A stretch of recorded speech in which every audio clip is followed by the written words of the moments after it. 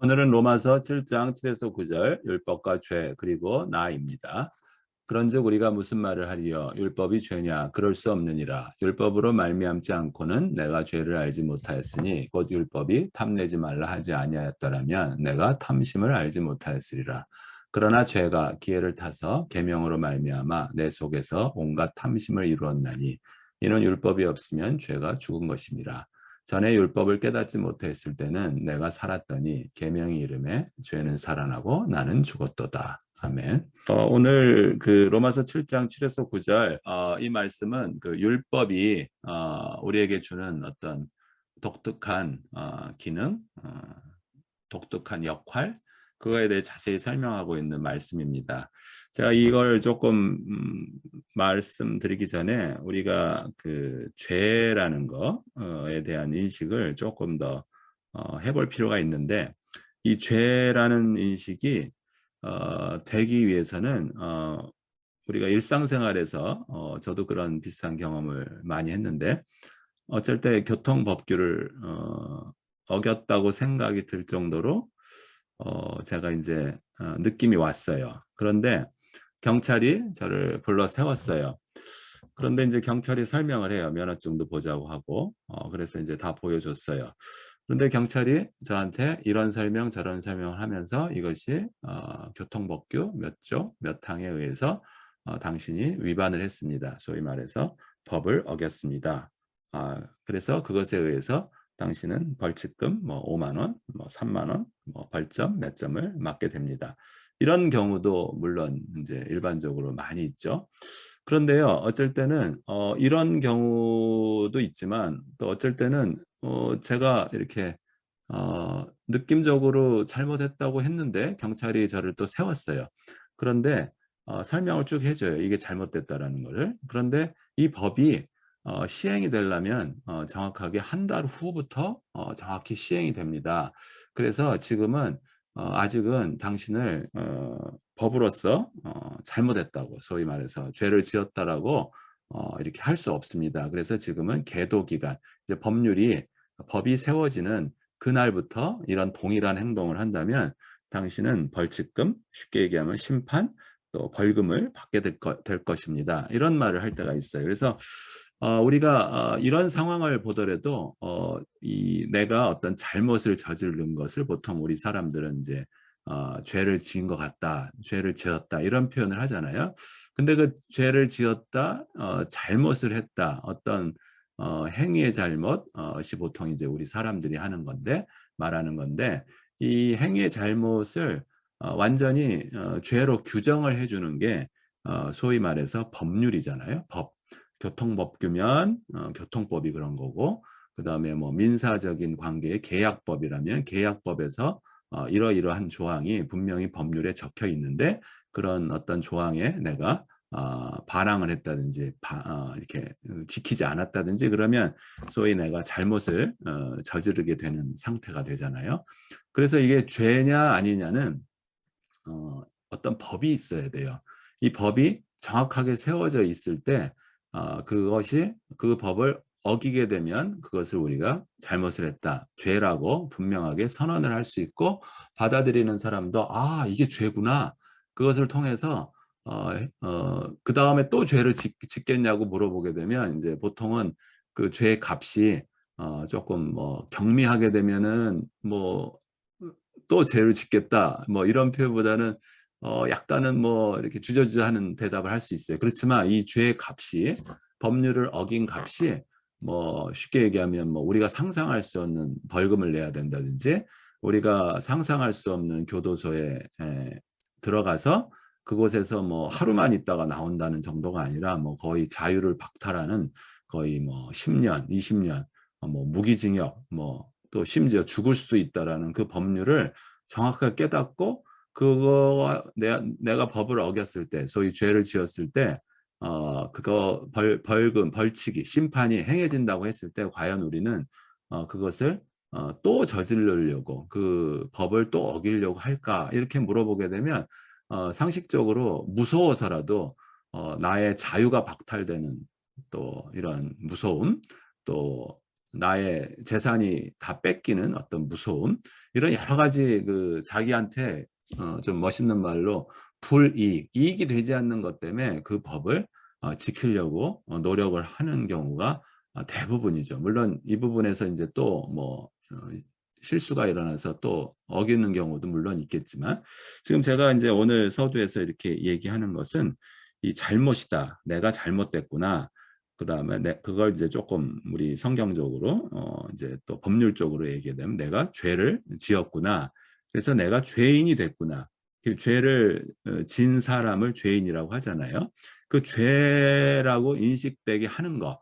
이것은 잘못된 거야. 이건 죄야라고 하는 인식하게 해주는 게 바로 법이 있기 때문에 그래요.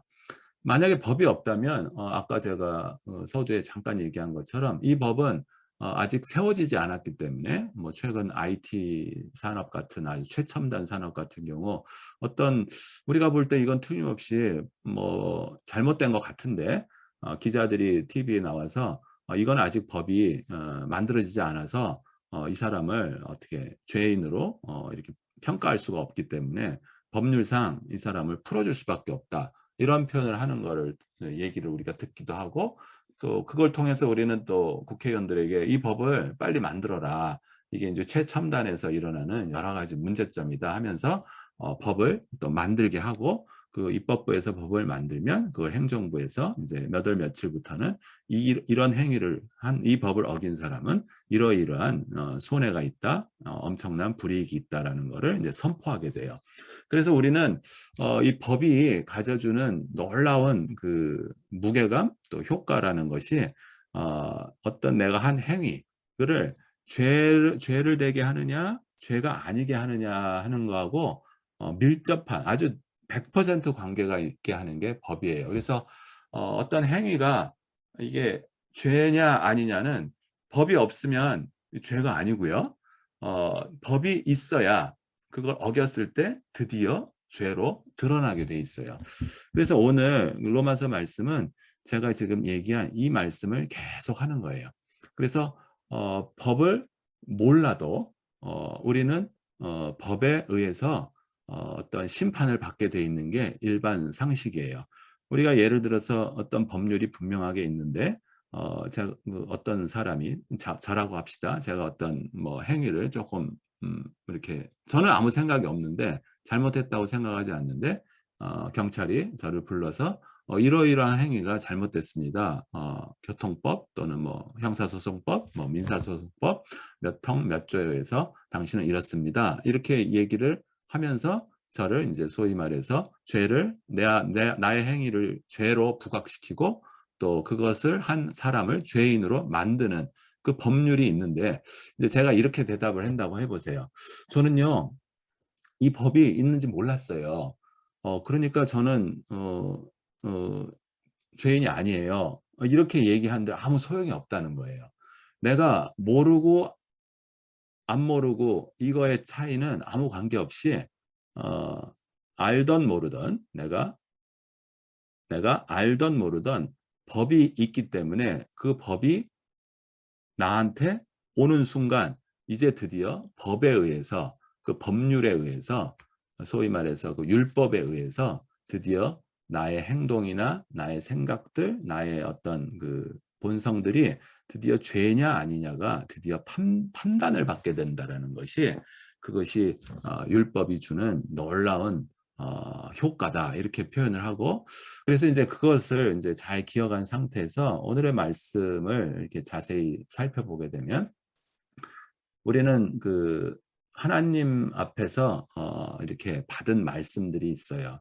그런데 우리는 이제 크리스찬이라고 하면 이제 말씀을 보니까 말씀을 받았다라고 인정을 하는 거죠. 마치 우리가 이제 법률을 이제 법을 알게 됐어요. 알고 있어요. 이렇게 말하는 거 비슷한 거예요.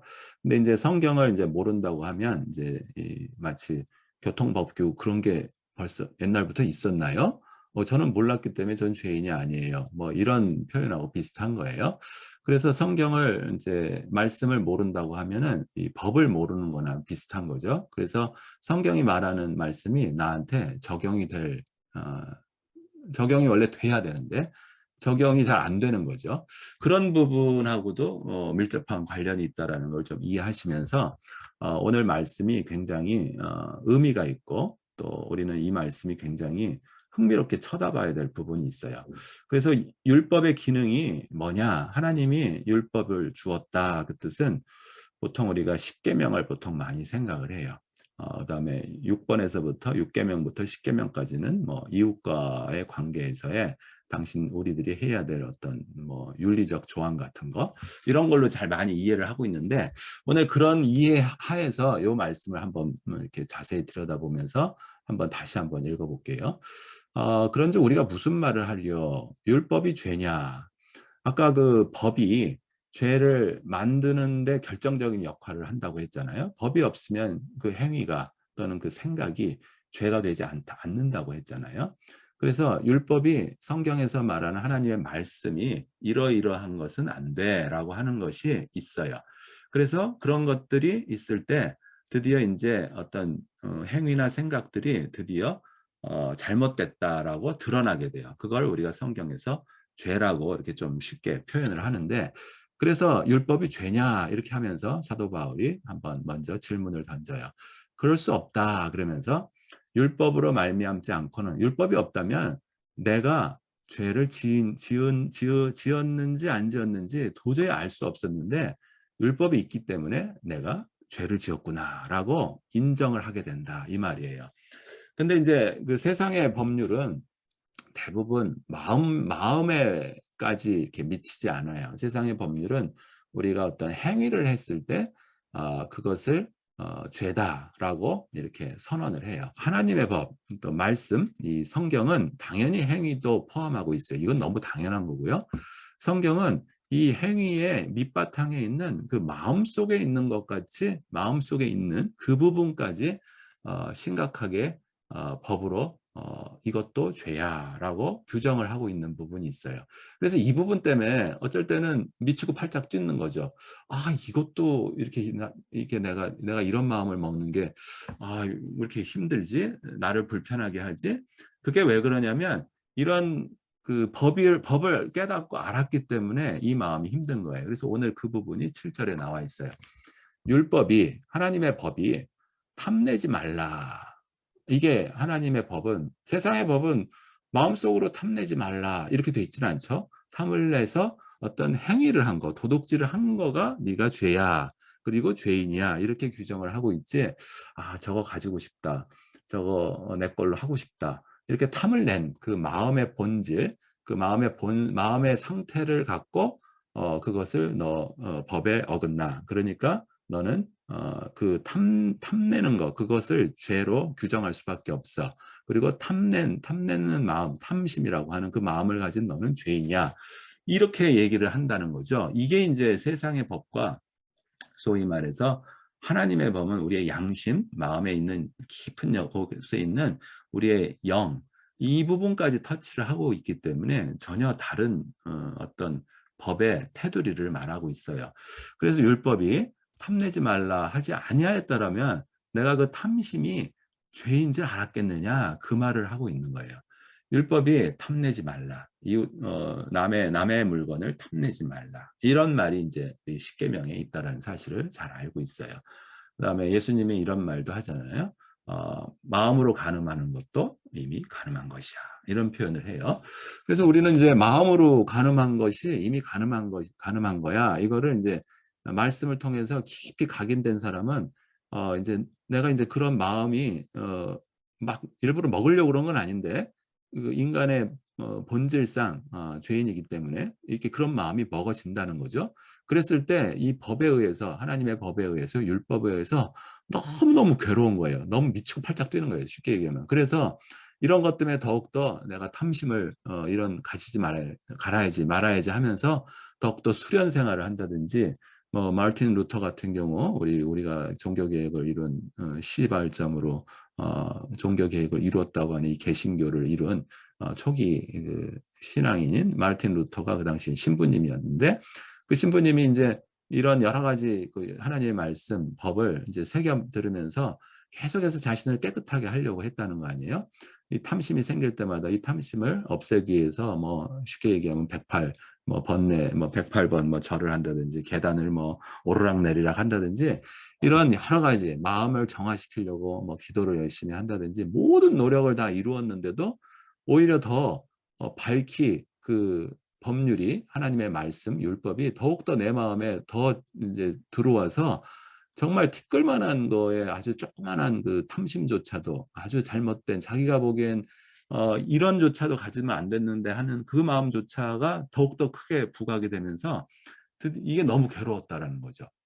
그래서 이것 때문에 너무너무 고민했다 하면서 오직 의인은 믿음으로 말미암아 살리라라는 이 믿음이라는 게 예수님이거든요. 오직 의인은 예수님으로 말미암아 살리라. 아, 내가 이 하나님이 주신 율법을 도저히 지킬 수 없구나.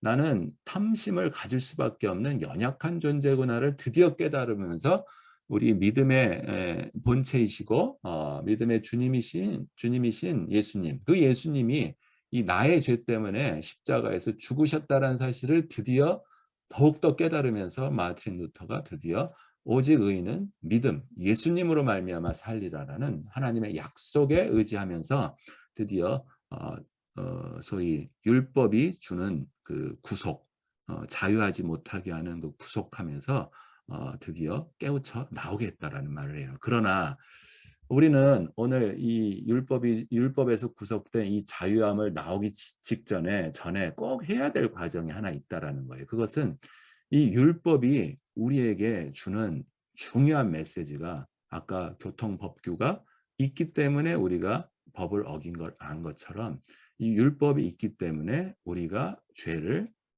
지은 죄의 행위를 한 이것이 행위가 죄고 또 이 행위를 한 사람인 나가 죄인이구나라는 깨닫는 것이 이 복음의 너무너무 중요한 사실이기 때문에 오늘 사도 바울이 이런 말을 하고 있어요.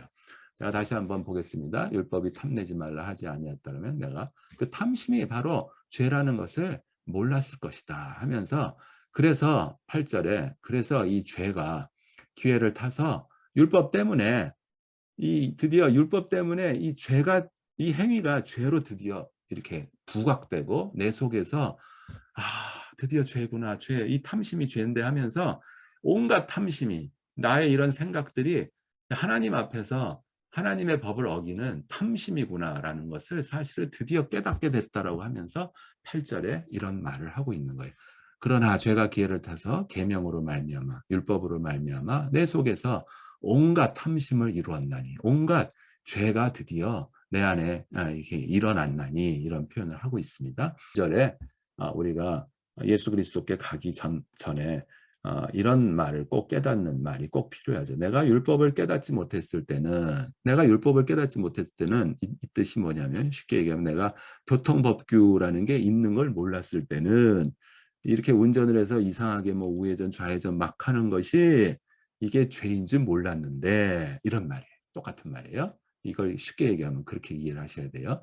그래서 그런데 율법을 깨닫지 못했을 때는 그러니까 내가 살았죠. 그러니까 나의 모든 행동들이 이제 죄라는 것을 몰라요. 그러니까 죄가 죽은 거예요. 죄가 행동이 죄로 부각이 되지 않기 때문에 죄는 죽은 거고 내가 산 거예요. 내가 살아서 막 움직이는 내가 뭘 잘못했나요? 내가 뭐 잘못한 게 하나도 없는데 그 순경 아저씨 저 가겠습니다. 안녕히 계세요. 저는 그런 법 몰라요. 이렇게 해서 갔다라는 거예요. 그런데 하나님의 법이 이제 드디어 아까 교통법규가 진짜 있다라는 사실을 알게 됐고 그것이 한 달 전부터 유효하게 모든 사람한테 적용된다는 깨닫게 됐을 때 내가 막 운전했던 이 행위의 모든 것이 죄라는 것이 깨달아졌다는 거예요. 그래서 율법이 이름에 9절에 죄는 살아나고 죄는 살아나게 되면 어떻게 돼요? 그러면 나는 죄인이 되는 거잖아요. 그래서 나는 죽었다 이런 표현을 하는 거예요. 이것이 죄의 삭스 사망이라는 그래서 나는 죽었다라는 거하고 일치되는 말이에요. 그래서 오늘 이 중요한 율법이 하나님이 주는 법률이 하나님이 주신 말씀이 우리가 알지 못하는 우리 마음속에 있는 내용물들이 이게 죄구나라는 것을 깨닫게 해주고 그것을 통해서 죄가 드디어 내 안에서 살아나게 되고 그리고 내가 죄인이구나라고 깨닫게 되기 때문에 내가 죄인이 아니야라고 살았던 내가 드디어 죽게 되는 놀라운 하나님의 성령의 역사가 일어나게 된다는 사실을 로마서 7장 7에서 9절에서 사도 바울은 설파하고 있는 거예요. 이 말씀을 제가 창세기 3장 말씀으로 다시 한번 끌고 들어가서 한번 연결을 시켜볼게요. 창세기 3장 16절 여호와 하나님이 그 사람에 명하여 이르시되 동산 각종 나무의 열매는 내가 임의로 먹되 선악을 알게 하는 나무의 열매는 먹지 말라. 내가 먹는 날에는 반드시 죽으리라. 나 자신의 모든 생각과 행동들도 선과 악으로 구별하고 또 남의 생각과 판단도 모두 다 선과 악으로 구별하게 되는 판단자, 최고 판단자, 심판자 위치에 올라가게 돼요. 이것을 하나님은 하나님 앞에서 지독한 인간의 교만이라고 표현을 했기 때문에 네가 만약에 이런 위치에 올라가게 된다면 그 뜻이 바로 선악을 알게 하는 나무의 열매를 먹는다면 네가 하나님의 위치에 올라가게 된다면 너는 반드시 그 교만으로 인해서 죽으리라. 이런 말을 하는 거예요. 율법의 실질적인 최종 완성은 예수님이에요. 그래서 예수님이 우리 앞에 왔을 때는 바로 예수님이라는 율법, 그 계명이 이르게 되는 거예요. 내가 예수님을 만나게 되면 내가 바로 예수님을 죽인, 예수님을 멀리한, 하나님과 관계를 멀리했던, 하나님과 관계를 단절했던 바로 그것이 바로 죄라는 것을 우리가 깨닫게 되고 내 안에 있는 예수님을 몰랐던 것, 하나님의 율법은 예수님을 모르는 것, 그것을 죄인이라고 표현하고 왜냐? 예수님은 바로 하나님이시기 때문에 그런 표현을 하고 있어요. 또한 예수님이 십자가에서 죽으신 그 사실이 바로 내가 죽였구나. 또 나로 인해 나를 살리기 위해서 죽으셨구나라는 것을 깨닫게 되면서 이 모든 것이 나 안에 있는 예수님을 알지 못했던 것, 하나님을 알지 못했던 것, 하나님과의 단절된 사건을 통해서 내가 바로 내 안에 있는 것이 내 본성이 죄구나라는 것을 깨닫게 돼서 죄가 살아나게 되고 드디어 나는 죄인됨을 예수 그리스도 앞에서 고백하게 되는 놀라운 하나님의 역사가 있게 되는 것입니다. 이 죽는다라는 표현은 영적인 거예요. 단순히 육체적인 죽음도 당연히 이 안에 포함되어 있지만 선악을 알게 하는 나무의 열매, 드디어 먹게 되었을 때 우리는 하나님과의 관계가 단절됨으로 인해서 그 단절 자체를 죽음이라고 선언을 하시는 하나님의 말씀을 우리는 기억을 한 상태에서 이 계명이 이름에 죄는 살아나고 나는 죽었도다. 이 말씀이 단순하게 드디어 넌 죄인이야. 그래서 나는 죽었어. 이걸로 끝나게 된다면 이 율법은 불완전한 율법이에요. 그러나 예수 그리스도께서는 3일 후에 약속대로 부활하셔서 이 죄값을 대신 담당하시고 예수 그리스도가 살아나셨기 때문에 우리는 예수 그리스도를 믿음으로 의지했을 때 우리의 죄, 우리 안에 있는 탐심은 그 죄는 예수 그리스도와 함께 죽었고 나는 예수 그리스도와 함께 새로운 몸으로 다시 살아나게 되는 놀라운 은혜가 하나님의 성령의 은혜 안에서 있습니다. 이 부분을 기억하는 것이 진정한 복음인데 이 복음에 이르기 전까지 우리는 그 계명, 율법, 그 율법의 완성인 예수님을 통해서 내가 바로 하나님과 하나님을 몰랐던 것이 죄이고 그것이 하나님과의 단절이 바로 내가 죽은 상태라는 사실을 깨닫고 다시 한번 하나님과 재결합하는 연합되는 상태로 갈 수 있는 성령의 은혜가 있길 간절히 기도드립니다.